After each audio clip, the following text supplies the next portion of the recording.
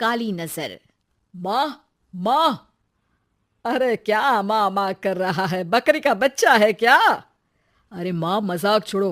मुझे फाइनली वो मेन चौराहे वाली दुकान मिल गई है। अब देखना, आपका बेटा दुगनी स्पीड से पैसा कमाएगा। ओफो, ये क्या? मेरी ऑनलाइन मेकअप क्लास चल रही है। इतनी जोर से क्यों बोल रहे हो आप दोनों? अरे मेरी धर्म पत्नी जी, मेकअप क्लास बाद में करना। वो चौराहे वाली दुकान मिल गई है हमको। अरे वाह! रुको, मैं अपनी माँ को फोन लगाकर बता देती हूँ। अरे मैं भी अपने रिश्तेदारों को बता देती हूँ, कितनी खुशी की बात है। हाँ हाँ, मैं भी अपने दोस्तों को बता देता हूँ। 1 हफ्ते बाद रजिस्ट्री है। बस, घर में खुशी का मौका था। उन तीनों ने अपने अपने फोन उठाए और लोगों में बात फैलाना शुरू कर दिया। और रही सही कसर श्वेता बहू ने अपने पड़ोस में सबको बताकर कर दी। अरे वर्मा आंटी, अब हम भी जल्दी कार ले लेंगे। घर का रेनोवेशन होगा और ठाट से रहेंगे हम भी। अरे, ऐसा क्या हुआ? लॉटरी बाटरी लग गई है क्या? अरे, इस बार चौराहे वाली मॉल में हमको भी दुकान मिल गई है। दुकान नंबर 21, जो एकदम चौराहे पर है। अब ग्राहक बढ़ेंगे तो आमदनी भी बढ़ेगी ही ना। अरे वाह, कितनी खुशी की बात है। मैं बहुत खुश हूँ तुम्हें इतना खुश देख के। बाकी एक बात कहूँ, सबको मत बताते फिरना। किसी की नजर लग जाएगी तो खुशी की खबर वापस लौट जाएगी। हैं? ऐसे थोड़ी ना होता है। अब डरा रही हो। अरे सही कह रही हूँ। काली नजर कहते हैं इस चीज को, जब आप किसी को कुछ बताओ और वो काम बिगड़ जाए। अरे लेकिन मैं तो। तुमने सबको बता दिया ना? हाँ, फोन लगा लगा के। अब बच के रहना। काली नजर बड़ी खतरनाक होती है। श्वेता इतनी खुश रहती है कि वो वर्मा आंटी की बात पर ध्यान ही नहीं देती, जबकि पड़ोस में और भी लोगों से खुशी की खबर शेयर करती रहती है। अगले दिन राजेश बहुत दुखी होकर घर आता है। अरे बेटा, क्या हुआ? मुंह क्यों सूजा हुआ है? मधुमक्खी ने काट लिया क्या? माँ, वो दुकान किसी और के पास चली गई। किसी ने ज्यादा भाव लगा दिया। अरे पर बात तो आपसे हुई थी ना उस दुकान वाले की। हाँ, आज मैं टोकन अमाउंट देने गया था, तब मुझे पता चला। कोई आकर सुबह मुझसे पहले ही ज्यादा अमाउंट दे गया। काली नजर। क्या? क्या कहा?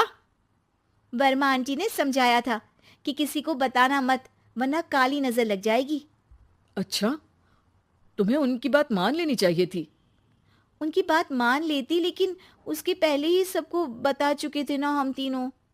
अरे अगली बार से ध्यान रखेंगे।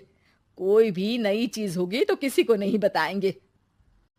तीनों कुछ दिन ऐसे ही रहते हैं, पर एक दिन श्वेता को एक मेल आता है। राजेश, मेरा ऑनलाइन मेकअप कोर्स कंप्लीट हो गया। अब मैं खुद का पार्लर खोल सकती हूँ। अरे वाह, अपने मोहल्ले में ही खोलते हैं। ये जो घर के सामने दुकान है ना, वहीं।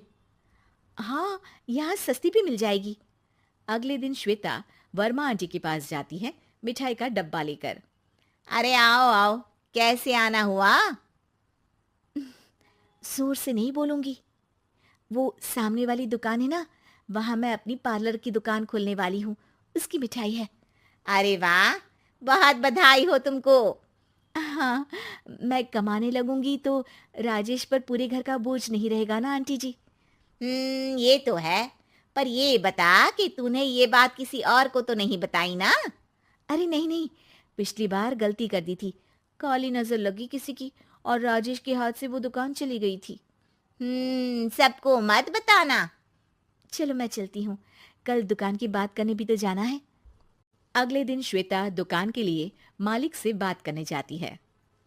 अरे लेकिन दुकान तो हम कल रात को ही किसी को दे चुके हैं। कल ही? हाँ, कल ही। 2 दिन बाद कोई यहाँ पार्लर भी खोल लेगा।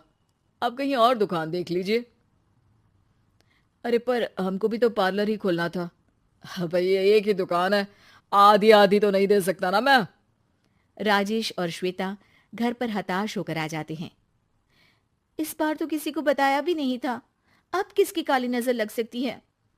सुनो, तुमने माँ को बताया था क्या? अरे कैसी बात कर रही हो? माँ की नजर थोड़ी ना लगेगी। पक्का तुमने किसी को नहीं बताया था ना? सिर्फ वर्मा आंटी को बताया था। उन्होंने ही मुझे किसी को नहीं बताने को कहा। अरे यार, तुम भी सही हो। मेरी माँ को नहीं बताने को कह रही हो, पर वर्मा आंटी को बताना तुम्हें जरूरी लगा। अरे वर्मा आंटी ने ही तो काली नजर के बारे में बताया था ना। वो हमेशा हमारा भला ही तो चाहती हैं। मेरी माँ भी हमारा भला ही चाहती है। अरे पर चिल्ला क्यों रहे हो? बात नहीं कर सकते क्या आराम से? नहीं आता वो आराम से बात करना, और करना भी नहीं चाहता हूं मैं। दुकान जाने का दुख गुस्से में बदल गया था और राजेश और श्वेता में बात बंद हो गई थी। 2 दिन बाद मोहल्ले में पार्लर का इनॉग्रेशन हुआ, जिसमें मोहल्ले के सभी लोगों को बुलाया गया, पर श्वेता, राजेश और माँ नहीं जाते। माँ, अंदर आ जाओ। क्या देख रही हो?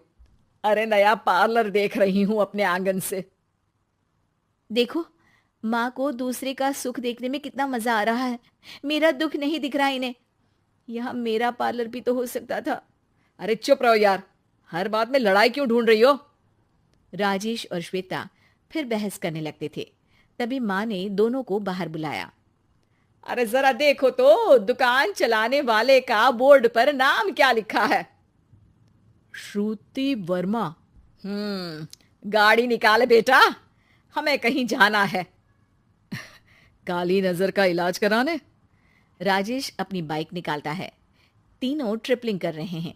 माँ राजेश को उस मॉल वाली दुकान पर लेकर जाती है जहां राजेश अपनी दुकान खोलने वाला था।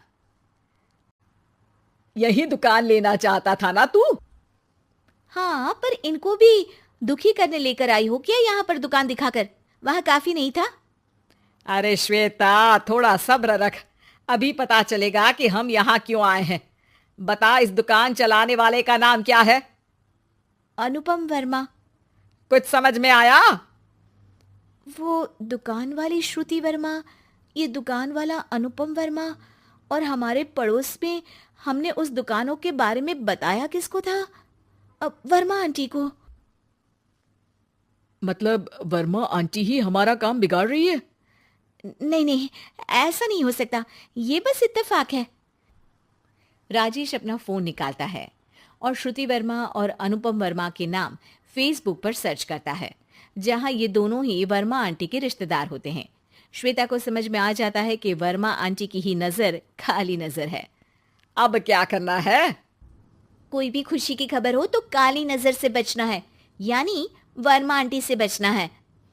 अरे पर मुझे ये समझ में नहीं आया कि वो हमारे साथ ऐसा क्यों करेंगी। अरे बेटा, एक सीख है, दूर के आदमी को आपकी तरक्की से कम परेशानी होगी, पड़ोसी को ज्यादा। दोनों माँ की बात में हामी भरते हैं और अगला काम चुपचाप करने की कसम खाते हैं, ताकि आगे से वर्मा आंटी कोई काम ना बिगाड़ सके। उम्मीद है कि आपको हमारी ये कहानी पसंद आई होगी। कृपया हमारे चैनल को सब्सक्राइब करें और सभी अपडेट्स के लिए बेल आइकन जरूर क्लिक करें। और हाँ, वीडियो लाइक और शेयर करना मत भूलिएगा। Bye bye.